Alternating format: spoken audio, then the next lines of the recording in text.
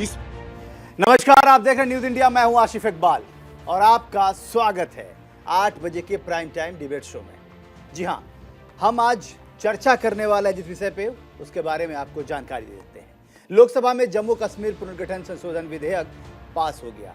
Bill के बहाने गृह मंत्री अमित शाह ने एक तरफ जहां कांग्रेस पर जमकर निशाना साधा, तो वहीं दूसरी तरफ बीजेपी सरकार की उपलब्धियां गिनाई। उन्होंने कहा कि धारा 370 के खात्मे के बाद कश्मीर में विकास की बयार बही है, आतंकवादी घटनाएं कम हुई हैं, पत्थरबाजों पर लगाम लगाया गया है। इस साल एक भी पत्थरबाजी की घटना सामने नहीं आई है। गृह मंत्री अमित शाह अपने चिर परिचित अंदाज में लोकसभा में नजर आए। शाह ने कश्मीर मुद्दे पर विपक्ष को घेरते हुए कहा कि अगर देश के पहले पीएम जवाहरलाल नेहरू ने से बलंडर गलती नहीं होती तो पीओके हमारा होता। शाह ने जम्मू कश्मीर पुनर्गठन संशोधन बिल और जम्मू कश्मीर आरक्षण संशोधन विधेयक पर लोकसभा में बहस का जवाब दिया। उन्होंने साथ ही राज्य में परिसीमन के बाद विधानसभा सीटों का भी ऐलान कर दिया। शाह ने कहा, यह बिल 70 वर्षों से जिन पर अन्याय हुआ, अपमानित हुए, जिनकी अनदेखी की गई, उनको न्याय दिलाने का बिल है। उन्होंने बताया कि जम्मू कश्मीर विधानसभा से 107 सीटें हुआ करती थी, जो परिसीमन में बढ़कर 114 हो गई हैं। शाह ने आगे कहा कि कश्मीर में पहले 46 सीटें थीं, अब 47 हुई हैं। अमित शाह ने हुंकार भरते हुए कहा कि पीओके की 24 सीटें हमने रिजर्व रखी हैं, क्योंकि वो हिस्सा हमारा है। गृह मंत्री के संसद में दिए बयान से एक बार फिर से पीओके को लेकर आस जगी है। लेकिन इस सब के बीच गृह मंत्री अमित शाह ने देश के पहले प्रधानमंत्री को आड़े हाथों लिया। उन्होंने आरोप लगाते हुए कहा कि पंडित जवाहरलाल नेहरू की गलतियों का खामियाजा कश्मीर को उठाना पड़ा। यूएन में भारत के आंतरिक मसले को ले जाना बड़ी गलती थी। आज हम चर्चा करेंगे कि आखिर जम्मू कश्मीर से धारा 370 के खत्म होने पर प्रदेश में क्या क्या बदलाव हुए हैं। लेकिन उससे पहले आपको सुनाते हैं गृह मंत्री अमित शाह का वो बड़ा बयान। इसमें से 2 सीटें कश्मीरी विस्थापितों के लिए होगी जो घाटी से विस्थापित हुए हैं, और 1 सीट पाक ऑक्युपाई जम्मू कश्मीर के विस्थापित व्यक्तियों के लिए नामित की जाएगी। इसमें से एक महिला होना जरूरी है। इस प्रकार का एक कानूनी सुधार लेकर आज मैं यहाँ पर हुआ। डिलिमिटेशन कमीशन के इतिहास में पहली बार 9 सीटें शेड्यूल्ड ट्राइब के लिए आरक्षित की गई है और एसटी के लिए 9 सीटें और अनुसूचित जाति और जनजाति के लिए 20 सीटों का आरक्षण की व्यवस्था करें। नई जो स्कीम बनी है उसमें जम्मू में पहले 37 सीटें थी, 37 सीटें थी। ये भी न्याय का सवाल है। जम्मू में पहले 37 सीटें थी, अब 43 हुई है, 43 हुई है। कश्मीर में पहले 46 थी, अब 47 हुई है। और पाक ऑक्युपाई कश्मीर की 24 सीटें, क्योंकि वो हमारा है, हमने रिजर्व रखी है मान्यवर, 24 सीटों को। इस तरह से पहले 107 सीटें जम्मू कश्मीर विधानसभा में थी, अब 114 सीटें हुई है। पहले 2 नॉमिनेटेड मेंबर हुआ करते थे, अब 5 नॉमिनेटेड मेंबर मान्यवर इसमें होंगे।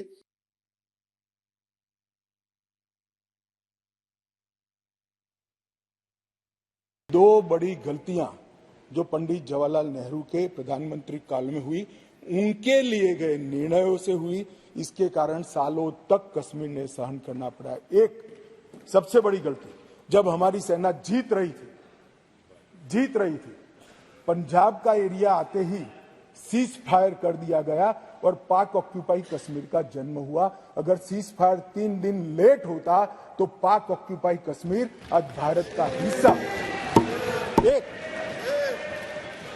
एक पूरा कश्मीर जीते बगैर सीज फायर कर लिया, और दूसरा यूएन के अंदर हमारे मसले को ले जाने की बहुत बड़ी गलती की। मान्यवर, मैं एक कोट अनकोट पढ़ना चाहता हूं।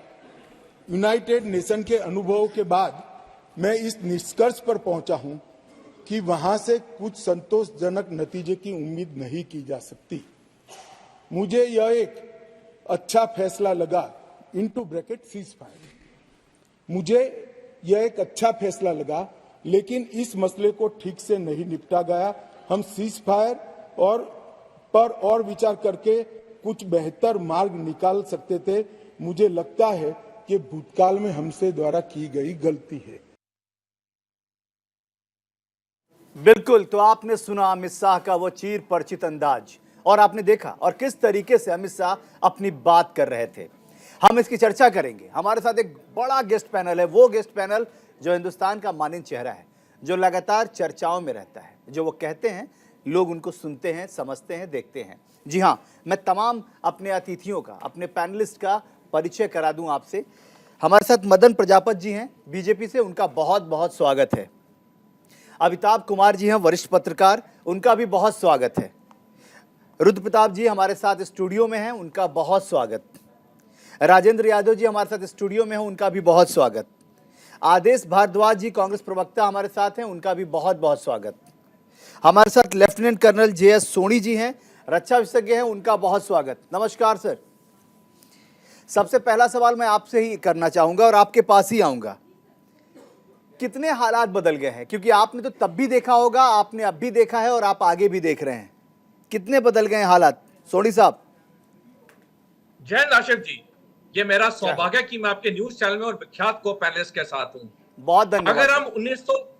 अगर हम 1947 से 1989 और 1989 से 2023 के दो पीरियड्स में जम्मू कश्मीर के हालात देखें तो मेरे को बहुत खुशी और फक्र होते हुए कहता है कि आज जम्मू एंड कश्मीर 1979 के बनस्पत बिल्कुल बदल चुका है। आशिफ जी, मैं 2009 और 10 में 2 साल पटन नामक जगह में पोस्टेड था जब मैं सेना में सेवा करता था। पटन बारामुल्ला और श्रीनगर के बीच में जगह है। वहां पे इतने हालात बुरे थे 2009 और 10 में कि कई दिन तक हम अपने कैंप से, मिलिट्री कैंप से बाहर नहीं आ सकते थे क्योंकि वहां पे लगातार पथराव होता था। कई दिन तक फौज की कॉन्वॉय नहीं चलती थी। हमारे जवान कई दिन तक छुट्टी या ड्यूटी पे नहीं जा पाते थे क्योंकि वहां पे इतना बड़ा पथराव होता था। वहां पे जो लोकल लोग कई बार सड़कों पे बैठ जाते थे और दिन दिन तक वो उठते नहीं थे। लेकिन आज अगर हम जम्मू कश्मीर के हालात देखें, वहां पे ऐसा कुछ नहीं होता है। जो हमारे गृह मंत्री साहब ने आज कहा पार्लियामेंट में, बिल्कुल सही कहा कि इस साल एक भी पथराव का इंसिडेंट नहीं हुआ है। और एक और बात से मैं बिल्कुल सहमत हूं गृह मंत्री की, कि उन्होंने कहा कि पहले 30 साल पहले पिक्चर हॉल बंद हो गए थे और आज वहां पिक्चर हॉल चल रहे हैं। और पिक्चर हॉल ही नहीं आशिफ जी, वहां पे लोग रात के 2-2 बजे तक घूमते हैं, रेस्टोरेंट में खाना खाते हैं, यानी कि वही जिंदगी बिताते हैं जो कि बाकी नागरिक भारत के पूरे भारत में बिताते हैं। यानी कि अगर एक आखिरी लाइन में कहना चाहूं, बिल्कुल बदलाव आ चुका है। आज जम्मू एंड कश्मीर में बिल्कुल सुख है, शांति है और अमन है। बिल्कुल, मैं आपके पास लौटूंगा। मैं आदेश भारद्वाज जी के पास चल रहा हूं। आदेश भारद्वाज जी कांग्रेस प्रवक्ता हैं, कांग्रेस की मुखर आवाज हैं और जब भी कांग्रेस पार्टी की बात आती है वो खुल के अपनी बात रखते हैं। आदेश जी, जरा इसको समझाइए। जिस तरीके से गृह मंत्री ने आपकी पार्टी पर, आपके सर्वमान्य नेताओं पर जिस तरीके से टीका टिप्पणी की, जिस तरीके से आप कहा कि आज जो भी वजह बनी वो सीधे सीधे तौर पे कांग्रेस पार्टी के उस वक्त के जितने बड़े चेहरे थे वो जिम्मेदार हैं, कैसे देखते हैं आप? आसिफ जी, गृह मंत्री कुछ भी कह सकते हैं, किसी को बंधन नहीं है। जो है लोकतंत्र की ये खूबसूरती है और पार्लियामेंट के अंदर सबको कहने का अधिकार है। लेकिन गृह मंत्री जी अगर चाइना ने किस तरह से कब्जा किया उसको देख लेते तो पता चल जाता क्या हुआ। किस तरह से देश के अंदर 70 सालों में पहली बार सेना के ऊपर FIR होती है जम्मू कश्मीर में, वो देश ने देखा है जो इन्हीं के कार्यकाल में होती है। कि किस तरह से जो है किस तरह से ये लोगों के साथ वहां डील कर रहे हैं। हमने वहां पे हालात खराब थे, अमन और चैन कायम किया और लोगों के लिए बेहतर स्कीमें बनाई। एक भी कश्मीरी पंडित जो वापस जाके बसा नहीं सके वहां पे। जो है आज CRPF, वहां से लोग इधर उधर आना चाहते हैं तो CRPF गाय भैंसों की तरह बेड़ा बना के और लोगों को जबरदस्ती उसके अंदर ठूस देती है। जब इनके राज्यपाल कहते हैं, जब धारा 370 हटाई गई थी कि कांग्रेस और देश के लोग सांसद चाहें तो वहां जाके विजिट कर सकते हैं कि कितना अमन और चैन वहां पे है। मैं हवाई जहाज अपना भेज दूंगा, यही गृह मंत्री थे। जब यहाँ से वो लोग, हमारे सांसद और कांग्रेस के नेता भी वहां पे हवाई जहाज से गए तो उनको एयरपोर्ट से बाहर नहीं निकलने दिया। इस सरकार की करनी और कथनी में अंतर है। सारे देश ने इनका नंगा नाच देखा हुआ है और जिसका खामियाजा जम्मू कश्मीर के लोग भी भुगत रहे हैं और देश के लोग भी भुगत रहे हैं। ठीक है, चाहे देश के किसान हो, देश के जवान हो, देश के अंदर बेरोजगारी हो, देश के अंदर जो गौरव बढ़ाती हैं हमारी महिलाएं जो गोल्ड जीत के लेके आई, उनके साथ किस तरह से अत्याचार हुआ जंतर मंतर के ऊपर, ये सब देश ने देखा हुआ है जो है किस तरह से मणिपुर में हो रहा है। एक दिन भी प्रधानमंत्री वहां पे जाते नहीं है, कोई भारतीय जनता पार्टी का नेता वहां पे जाता नहीं है।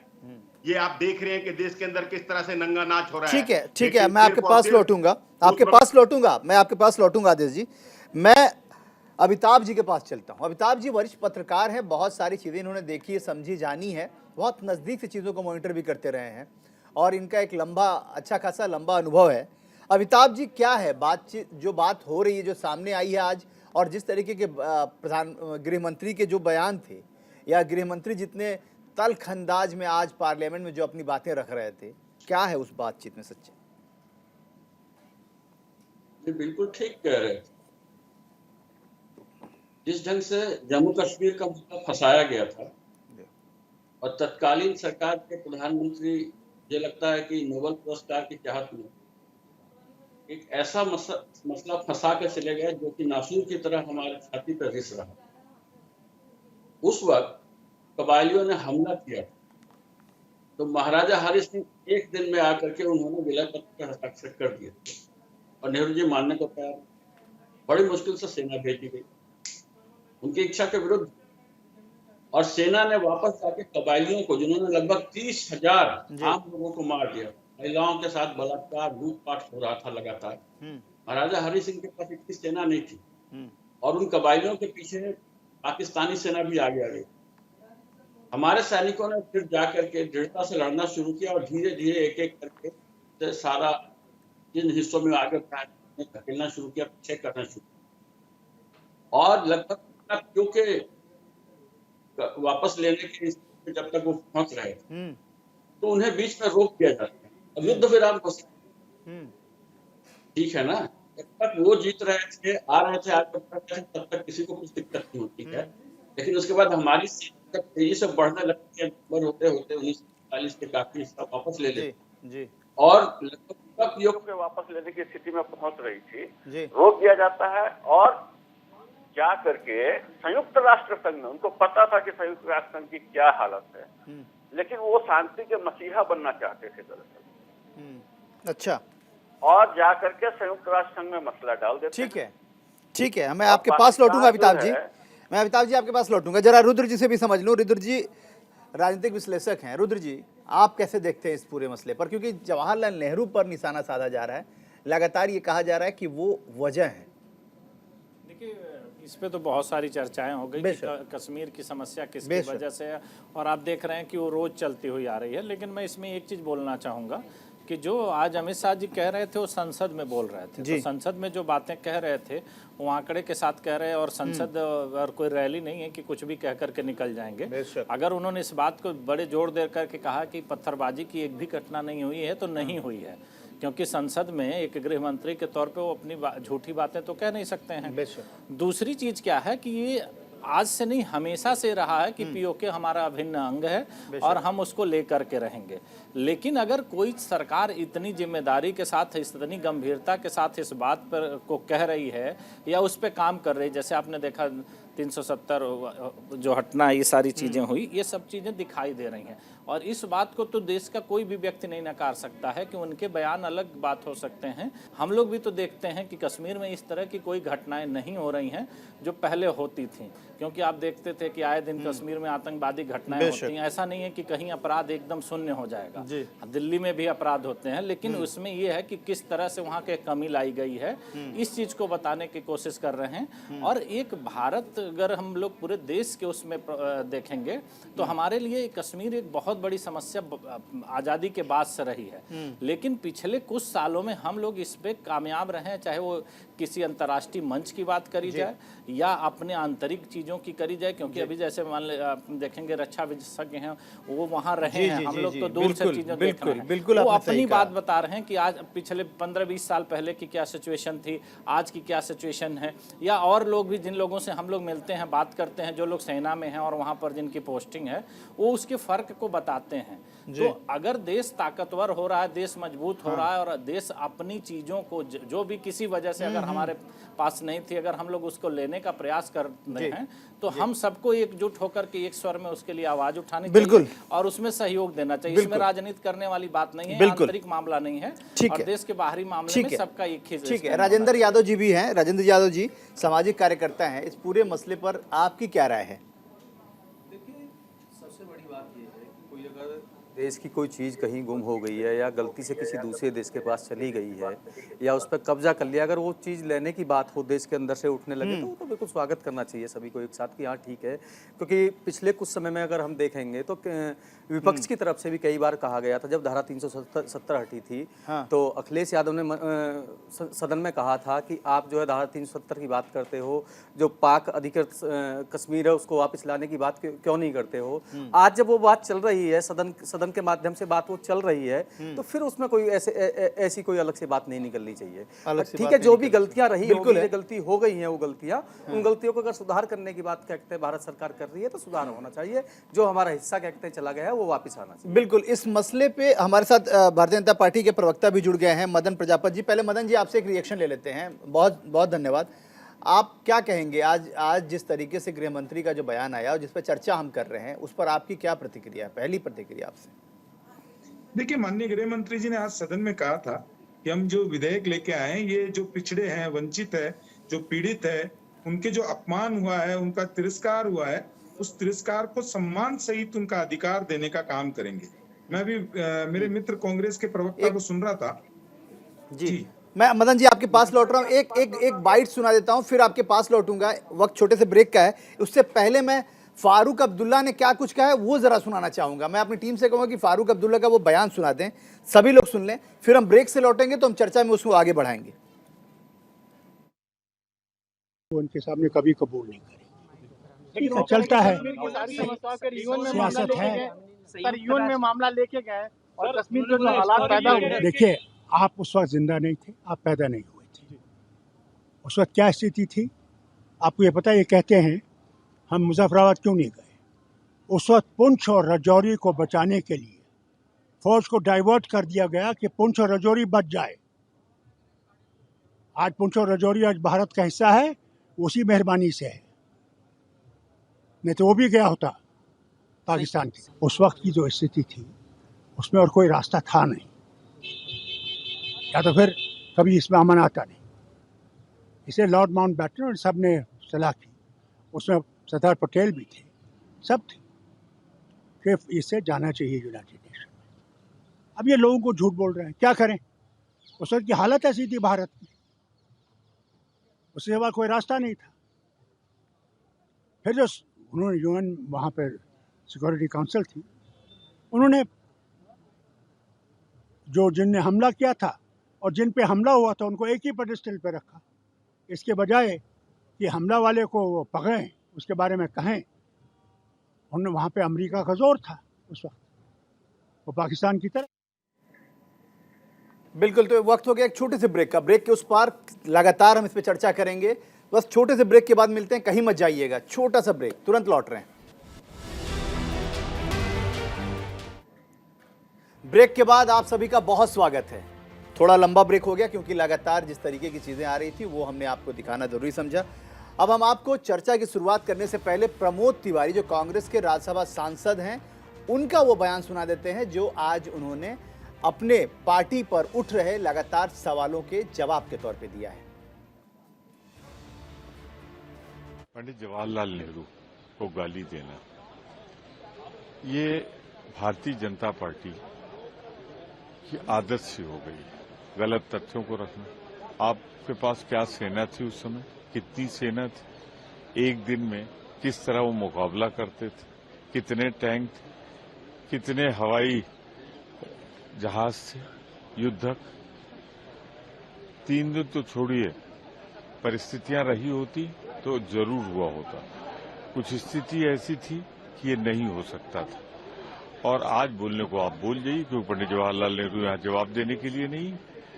पर मैं इतना जरूर कहूंगा कि अगर पंडित जवाहरलाल नेहरू ने बुद्धिमत्ता नहीं दिखाई होती, पंडित जवाहरलाल ने वोट नहीं किया होता तो आजाद कश्मीर की जगह श्रीनगर हमारे पास न होता। कब उन्होंने रोकने का प्रयास किया? जो कुछ हुआ था महाराजा हरि सिंह ने देर कर दी और उस देरी की वजह से ये कीमत हमको चुकानी पड़ी। वो बिल्कुल, तो आपने सुना किस तरीके से प्रमोद तिवारी अपनी बात रख रहे थे। मैं सबसे पहले मदन प्रजापत जी आपके पास आ रहा हूं। प्रमोद तिवारी जी कह रहे हैं कि बीजेपी का ये सगल हो गया है, बीजेपी की आदत हो गई कि पंडित जवाहरलाल नेहरू गाली दे दीजिए और सबसे सारे मसलों का टीकरा आप पंडित जवाहरलाल नेहरू पे फोड़ दीजिए, क्योंकि वो तो जवाब देने आएंगे नहीं।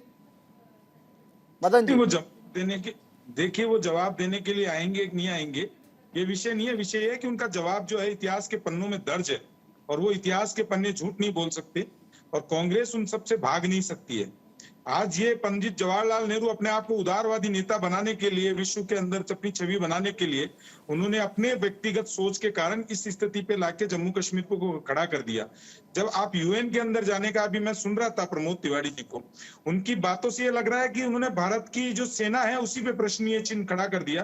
कितने सैनिक थे, कितने टैंक थे, मैं नहीं जानता कितने टैंक थे, मुझे नहीं मालूम कितनी राइफलें थी। मुझे ये मालूम है कि भारत की सेना ने पाकिस्तान के अंदर जाके और उसके ऊपर कब्जा कर लिया था और सीज फायर जो किया गया था वो हिंदुस्तान की तरफ से किया गया था। पाकिस्तान डर के मारे कांप रहा था।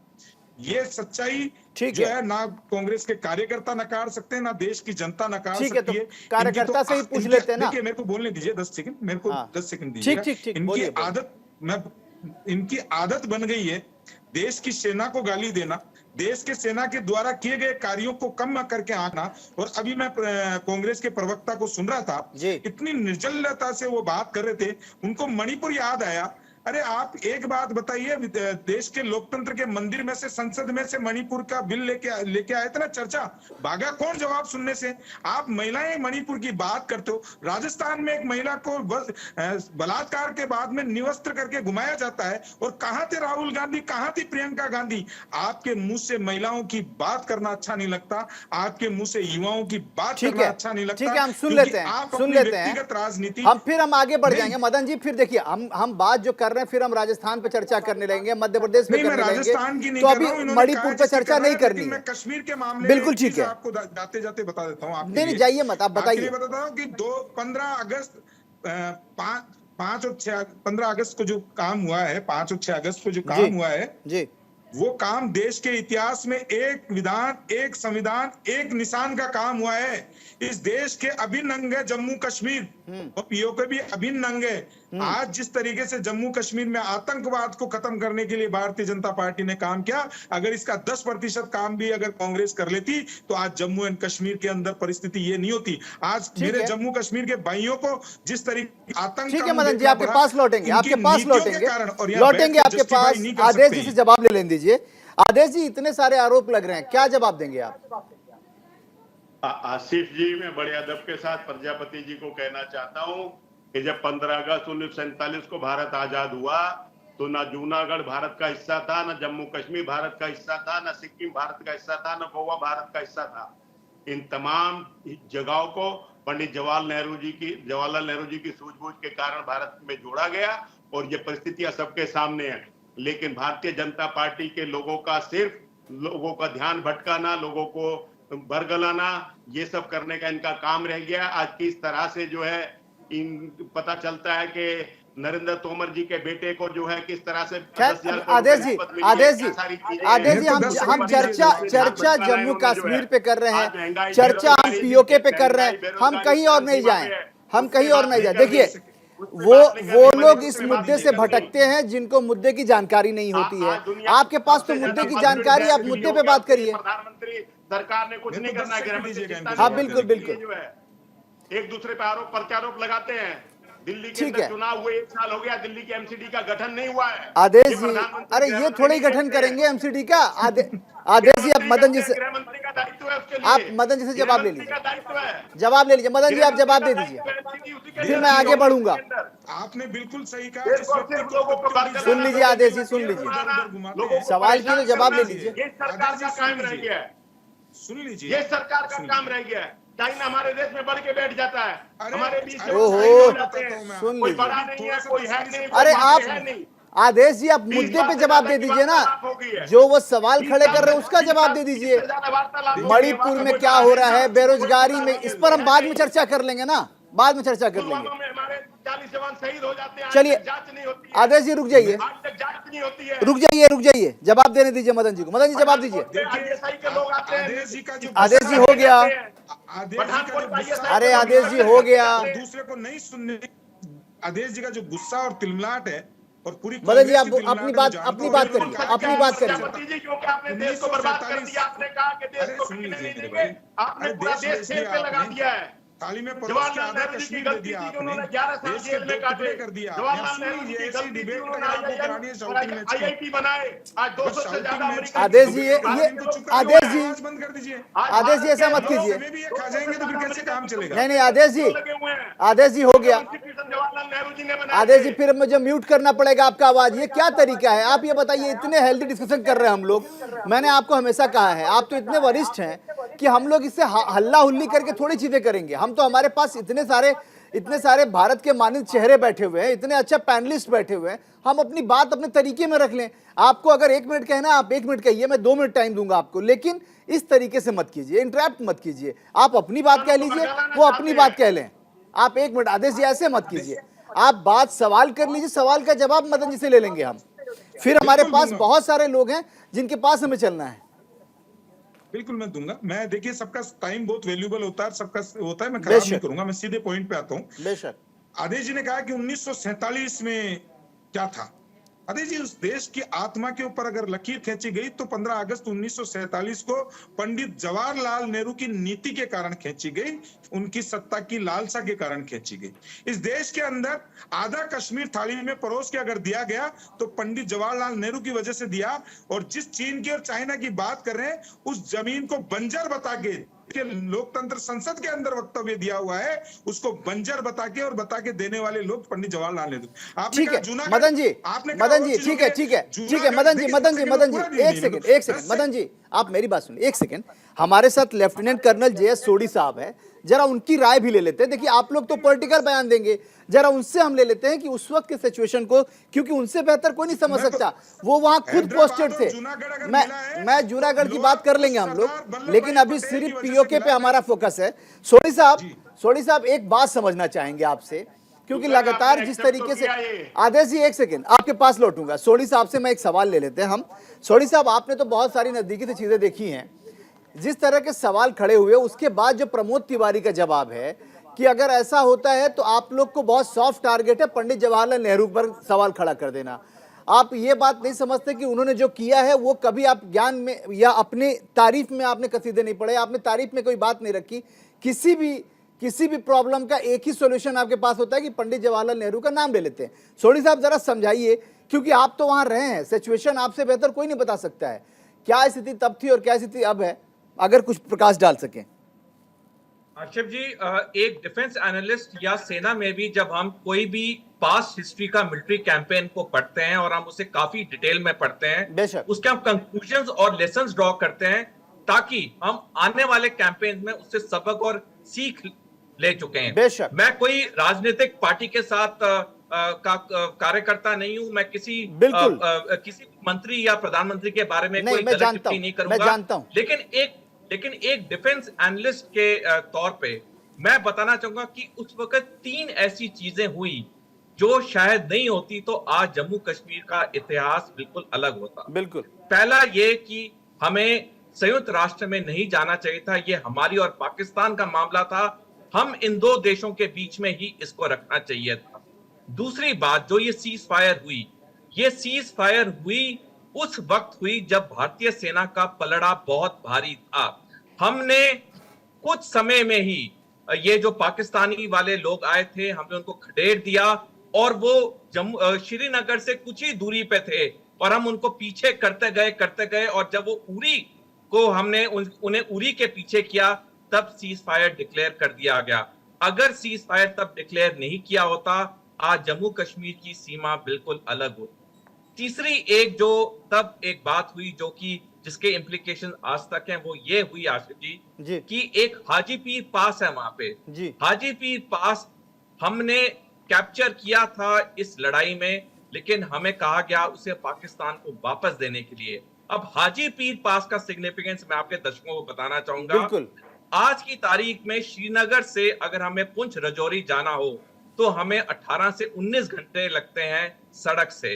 अगर हाजी पीर पास हमारे कब्जे में होता या अगर हम उसे वापस नहीं देते तो श्रीनगर से पुंछ का जो रास्ता था सिर्फ 3 घंटे का होता। अच्छा। यानी कि ये बहुत एक बड़ा समय होता है किसी भी सेना की प्लानिंग के लिए, उसकी ट्रूप मूवमेंट के लिए। तो ये 3 चीजों की अगर हम सबक और सीख लें तो हाँ, ये 3 चीजें अगर नहीं होती तो आज जम्मू कश्मीर का, भारत का इतिहास, आतंकवादियों का इतिहास में बहुत फर्क होता। बिल्कुल, बेहद अहम जानकारी आपने साझा की है, बेहद अहम जानकारी। हमारे तमाम दर्शक जो इस वक्त लाखों करोड़ों दर्शक जो हैं लगातार जो देख रहे हैं न्यूज़ इंडिया, उनके लिए ये बहुत अहम जानकारी है जो उन तक होने चाहिए थी। मैं अमिताभ जी आपके पास आऊँगा। अमिताभ जी, आप तो मतलब आपको देख के ही कोई कह सकता है कि बहुत अनुभवी हैं आप, वो आपको देख के लगता है, और आपका मुस्कुराता चेहरा हमेशा इस बात की जाहिर करता है कि जो जानकारी है वो सबसे साझा करते हैं। आप जरा बताइए, जिस तरीके सोढी साहब ने कहा कि ये 3 ऐसे फैक्टर थे कि अगर इस पर काम कर लिया गया होता तो बड़ी सारी चीज़ें बेहतर हो जाती, क्या वजह रही होंगी? क्योंकि एक तरफ कांग्रेस पार्टी हो या फिर फारूक अब्दुल्ला का बयान भी आपको मैंने सुनवाया, वो भी ये कह रहे हैं कि आप लोग सिर्फ आरोप लगा रहे हैं, जबकि वास्तविकता आपको कम जानकारी है, आपने सिर्फ पढ़ा जाना समझा है। लेकिन हमने तो देखा है, हम तो कश्मीर में रहे, और फारूक अब्दुल्ला, क्योंकि ये सबको पता है कि वो मुख्यमंत्री रहे हैं, तमाम चीज़ों को बहुत नज़दीक से सारी चीज़ें देखते हैं, जानते हैं, समझते हैं। जरा बताइए ना क्या है। देखिए, मुझे जरा 2-3 मिनट बोलने बेशक बेशक बेशक बेशक, बिल्कुल बिल्कुल, मैं खुद भी चाहता हूँ। मैं स्पष्ट बता दूं, ब्रिगेडियर राजेंद्र सिंह है ना, कर्नल रंजीत राय, सूबेदार करम सिंह है ना, नायक यदुनाथ, मेजर सोमनाथ शर्मा, सबका बलिदान जो है व्यर्थ कर दिया गया। और मैं आपको बता दूं, फारूक अब्दुल्ला के पिता जो थे, शेख अब्दुल्ला, वो नेहरू जी के मित्र थे दरअसल जी, और बहुत महत्वाकांक्षी थे। और इन्होंने जो शुरू में जब पार्टी बनाई थी ना जी, उसका नाम ऑल जम्मू कश्मीर मुस्लिम कॉन्फ्रेंस रखा था, जो बाद में वो भी चाहते थे कि कश्मीर जो जम्मू कश्मीर जो है एक मुस्लिम राष्ट्र बने और अलग राष्ट्र बनाना चाहते थे। शेख अब्दुल्ला की बात मैं बता रहा हूँ उस वक्त। अब इसके लिए उन्होंने बहुत कोशिश की, लेकिन महाराजा हरि सिंह उनकी चलने नहीं दे रहे थे। 1946 के करीब जब उन्होंने पूरा एकदम आंदोलन शुरू कर दिया और बहुत ड्रामा शुरू हो गया कश्मीर में, तो उन्होंने क्या किया कि उनको उठा करके जेल में डाल दिया, जिससे नेहरू जी बहुत खफा थे, क्योंकि 1932 की अच्छी दोस्ती थी शेख अब्दुल्ला के साथ, और शेख अब्दुल्ला जो है वो अपने खेल में लगे हुए थे। उन्होंने वहाँ कब्जा करने के लिहाज से था, लेकिन वो लोकतांत्रिक राज्य बनाएंगे ये सब बातें कह इरादे 1953 में फिर जाहिर हुए, क्योंकि नेहरू जी के जबरदस्ती की वजह से कर्ण सिंह को नीचा दिखाया गया, महाराजा हरि सिंह को नीचा दिखाया गया था, केवल शेख अब्दुल्ला का बदला लेने के लिए। उन्हें जेल से भी मुक्त करवाया था नेहरू जी ने, और महाराजा हरि सिंह को जेल किया था, जबकि महाराजा हरि सिंह ने हस्ताक्षर कर दिए थे कि विलय कर लिया जाए, और कोई अतिरिक्त शर्त नहीं रखी थी। केवल शेख अब्दुल्ला के प्रेम में उस इलाके को उन्होंने विशेष दर्जा दिया, और 1953 में पता ये चलता है कि शेख अब्दुल्ला साहब उसको आजाद घोषित करने जा रहे थे। अच्छा। क्योंकि 1949 में, हाँ बिल्कुल, नेहरू जी के प्रेम का बहुत अच्छा जवाब दे रहे थे वो भाई साहब। इसको उनको 1949 में, चूंकि नेहरू जी इसको लेकर के चले गए थे संयुक्त राष्ट्र संघ में, तो 1953 में उन्हें बहुत आराम से उन्हें समझ में आ गया था कि इसको हम आजाद घोषित करेंगे तो तत्काल पश्चिमी देश जो है, अमेरिका, इंग्लैंड वगैरह तैयार बैठे थे जी, तुरंत वो दे देते इनको ये मान्यता, और फिर फंस जाता मसला, और क्योंकि संयुक्त राष्ट्र संघ ऑलरेडी वहां पे आयोग रखे हुए थे। तो मंशा क्या रही होगी? मंशा वो आजाद घोषित करके उस पर राज करना चाहते थे ना, उसको अलग राज्य बनाना चाहते थे, अलग देश बनाना चाहते थे, बहुत स्पष्ट था जी। तो जब ये समझ में आया तो महाराजा कर्ण सिंह उस समय बहुत वहां पे थे और सक्रिय थे, और उनके हरि सिंह के बेटे, महाराजा हरि सिंह के बेटे, हाँ। तो उस दौरान जो इनका जो नेशनल कॉन्फ्रेंस था, उसमें एक थे मिस्टर गुलाम मोहम्मद, जो भारत के समर्थक थे और नहीं चाहते थे कि अलग हो। तो उनसे ही जानकारी मिल गई थी, नेहरू जी को भी मिल गई थी, महाराजा कर्ण सिंह को भी मिल गई, तो उनको फिर अरेस्ट किया गया। और उनको अरेस्ट करके जेल में डाला गया। 10-11 साल फिर 1963-64 में जाके उनको आजाद किया गया था, एग्जैक्ट डेट मुझे याद नहीं है।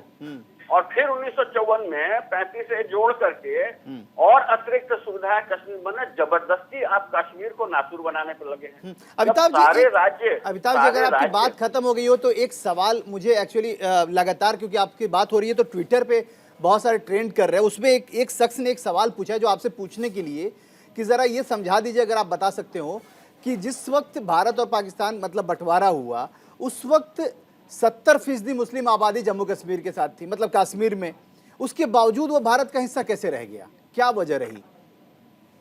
देखिए, वहां के राजा हरि सिंह थे जी, और सारी रियासतों को आजाद किया गया था।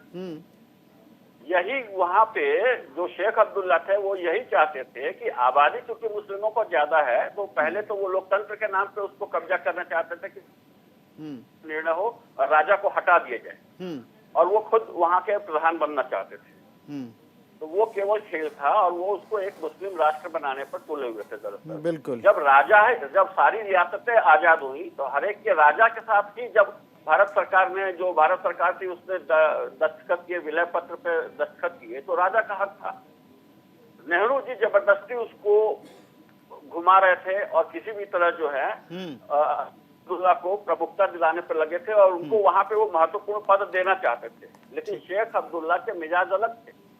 राजा जब हरि सिंह थे तो उन्होंने दस्तखत किए जैसे सारी रियासतों ने किया था। बिल्कुल, इसमें कोई दो राय नहीं है। वो कोशिश हो रही थी कि उसको अलग राज्य घोषित किया जाए या लोकतंत्र के नाम पे वहाँ कब्जा किया जाए, जो शेख अब्दुल्ला कोशिश कर रहे थे 10-15 सालों से। उसमें वो कामयाब नहीं हुए थे, उनको अरेस्ट करके जेल में भी डाला हुआ था। और उसका एक बड़ा कारण था कि वो बहुत पढ़े लिखे आदमी थे, बड़े अच्छे प्रभावशाली वक्ता थे शेख अब्दुल्ला, और लोग उनको पसंद भी करते थे क्योंकि मुसलमानों के मुद्दों को लेकर के वो हमेशा कुछ ना कुछ करते रहते थे और उठाते रहते थे मसला, तो उनको लोग पसंद भी करते थे। ऐसा नहीं है कि नहीं पसंद करते थे, लेकिन वहाँ क्योंकि राजशाही थी तो राजशाही थी। अगर लोकतंत्र होता तो समझ में आता। उसके बावजूद वो मुख्यमंत्री वगैरह नहीं थे उस समय, कोई और था वहाँ पे जो प्रधानमंत्री जो जिसको बनाया था, कोई और था, नाम अभी मुझे ध्यान नहीं आ रहा है। बिल्कुल, है ना। तो जो कुछ भी परिस्थितियां थी उसमें राजा हरि सिंह ही वैध व्यक्ति थे। विलय पत्र को उन्होंने हस्ताक्षर भी कर दिया था। इस मसले को जबरदस्ती उलझाया गया। और लेकिन आप ये कह रहे हैं कि शेख अब्दुल्ला जो थे वो बड़ी अति महत्वाकांक्षी थे, उनकी कोशिशें भी लगातार थी, लेकिन ये है कि वहां के लोग, आम लोग, इसका मतलब है कि वो लोग चाहते थे ना कि हिंदुस्तान के साथ रहें। अगर उन लोगों ने कहीं बहुत ज्यादा अपोज कर दिया होता, बहुत सारे इस मसले को खड़ा कर दिया होता और इससे परेशानियां बढ़ गई होती, तो हो सकता है कि वो भी पाकिस्तान की तरफ लॉर्ड माउंटबेटन कहते कि फिर पाकिस्तान में सम्मिलित कर दीजिए इसको, ऐसा हो सकता था। हाँ, बिल्कुल, बहुत बढ़िया बात है। मैं आपको बता दूं कि वहाँ के लोग भारत के साथ रहना चाहते थे। बेशक आबादी जो थी मुस्लिम होते हुए भी पाकिस्तान के साथ नहीं जाना चाहती। मोहम्मद अली जिन्ना इस वजह से बहुत खफा थे और शेख अब्दुल्ला से भी खफा थे वो जी, वो क्योंकि शेख अब्दुल्ला अलग देश बनाना चाहते थे। बेशक बेशक, बिल्कुल सही कह रहे हैं। मैं आपके पास आऊंगा अमिताभ जी, हमारे साथ।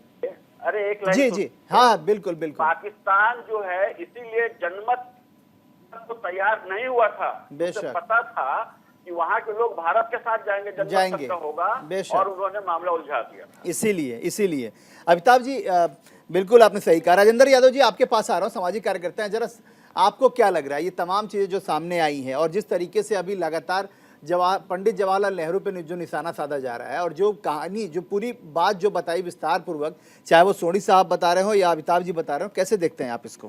देखिए, मैं शुरुआत जो करना चाहूँगा प्रमोद तिवारी जी जो कांग्रेस के नेता हैं उनके बयान से शुरू करना चाहूँगा। जिस तरीके से उन्होंने सारा जो दोष है वो सेना के ऊपर थोपना चाहा था कि सेना कम थी, टैंक कम थे, तो ये अपने आप में मेरा मानना ये है सामाजिक दृष्टि से कि सेना का मनोबल कम करने की बात थी, क्योंकि सेना का मनोबल तो बार बार कम करने की बात करी गई है।